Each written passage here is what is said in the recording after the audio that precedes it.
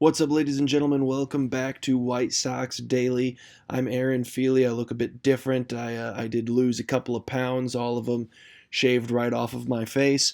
But other than that, we've still got some White Sox news here. A bit more news coming at you today than there has been in recent weeks.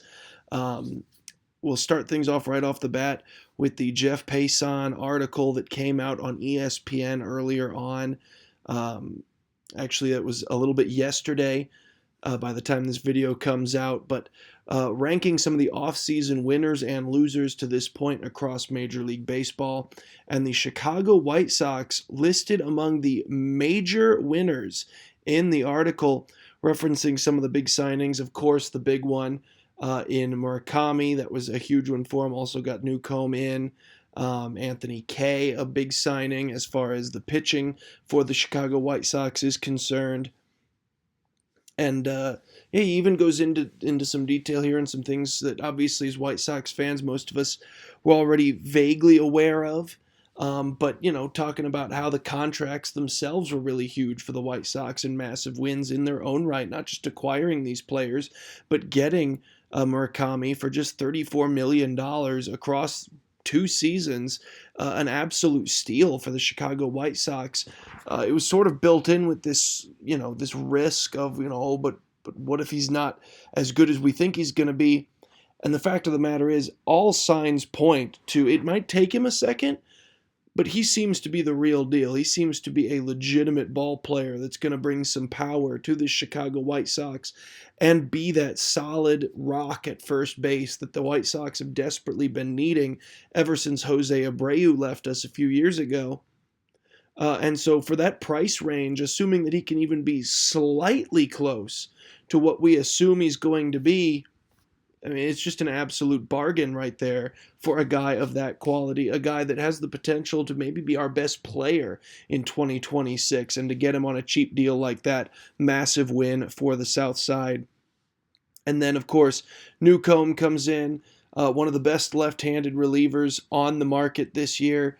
Now, granted, this must have been before the news from yesterday, where Newcomb talked about how one of his big goals was to start as many games as possible, which certainly raised some eyebrows, certainly raised my eyebrows. I talked about it on the channel yesterday. Um, yeah, not really sure what that's all about. They give us a win for it in the article, talking about how he was one of the best left-handed relievers on the market. He's been significantly less effective as a starter to this point, so we'll have to see if that is the actual route that the White Sox go down with him, or if maybe they'll just give him a chance to compete for it, and then ultimately, if he's not there, you let him do what comes naturally to him and pitch out of the bullpen. And obviously, Anthony Kay, another big signing for the Chicago White Sox. So, getting some recognition is Chris Getz for the offseason he's had to this point, getting listed as one of the major winners in that article. We've also got yet another outfielding option for the Chicago White Sox to discuss some more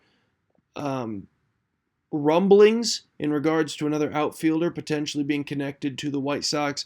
This time we're talking about 32-year-old Jesse Winker. Most recently spent the last 5 years with the Cincinnati Reds.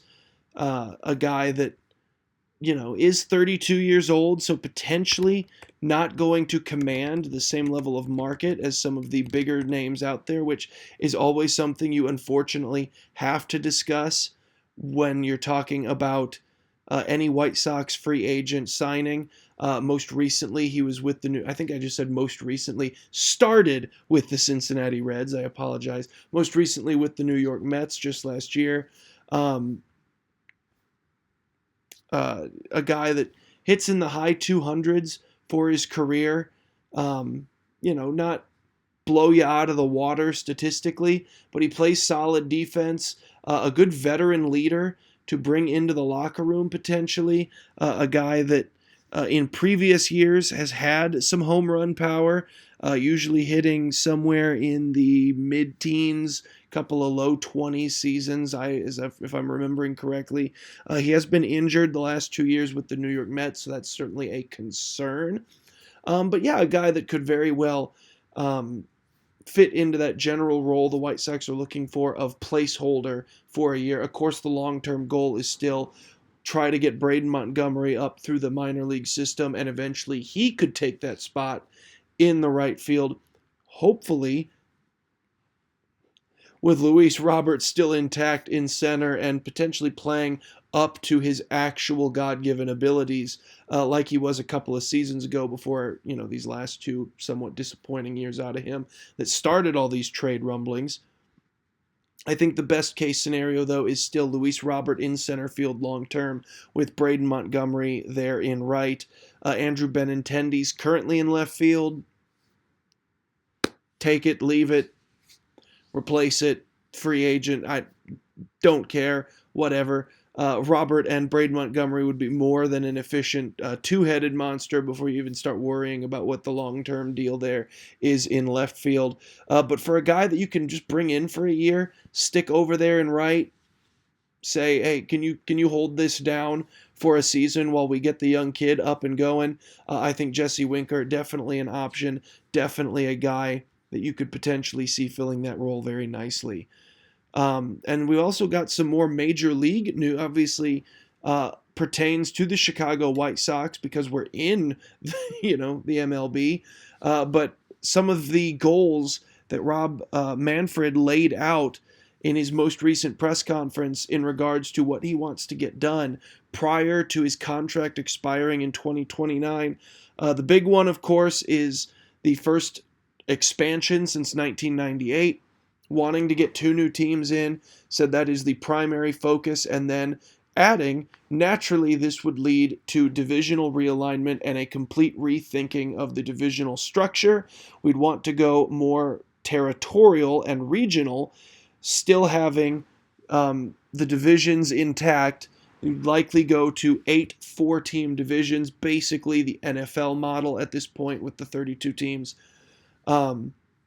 And the division realignment with that in mind and with this regional aspect in mind could definitely throw the Chicago White Sox traditional rivalries kind of out the window here. You'd imagine, Cleveland's probably not going to stick in the White Sox division there. You're going to lose at least one automatically, just based on the math. There's only going to be 4 teams. We do know the Chicago Cubs will not be one of them. He was very clear, we're still going to separate the same city ball clubs. So Los Angeles, Angels, Dodgers, they'll be split. Yankees, Mets, they'll be split. White Sox, Cubs will be split. So the Cubs will not be in the same division as the White Sox. You'd imagine they'd like to try to keep some of the Cubs rivalries intact. They've got a bit more history with, say, the St. Louis Cardinals. But, as you kind of start looking at it, who's going to be the odd man out?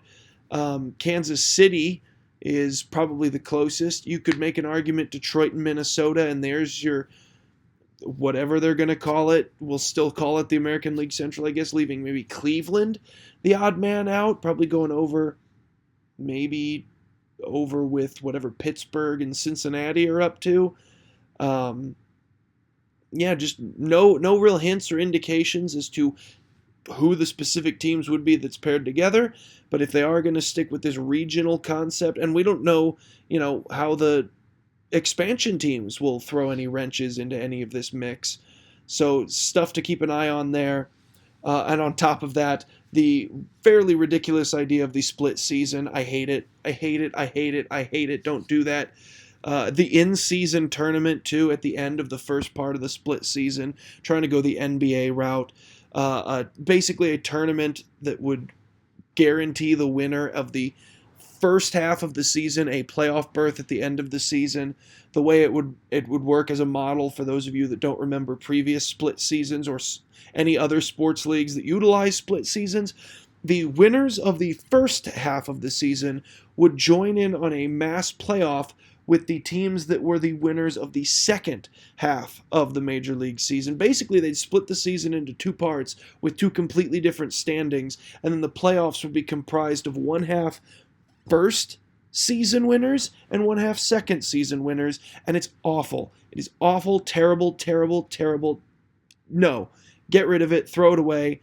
It's a stupid idea. The in-season tournament is a stupid idea. It's bad in the NBA. It'll be bad in MLB. It'll be bad if you tried to do it at your local YMCA. It's just awful. The in-season tournament is a stupid, bad idea, and the split season is even worse.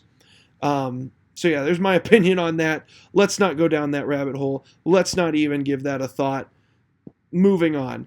And finally, the final story we've got today, once again mentioning some Mike Tauchman reunion rumors spawned now by the Atlanta Braves, managing to avoid arbitration by releasing pitcher Tyler Kinley earlier on this year, one of their big bullpen arms that became one of the more highly thought of free agents in this class. That they finally, they knew they were going to have to take him to arbitration. He was set to make over $8 million projected if that occurred.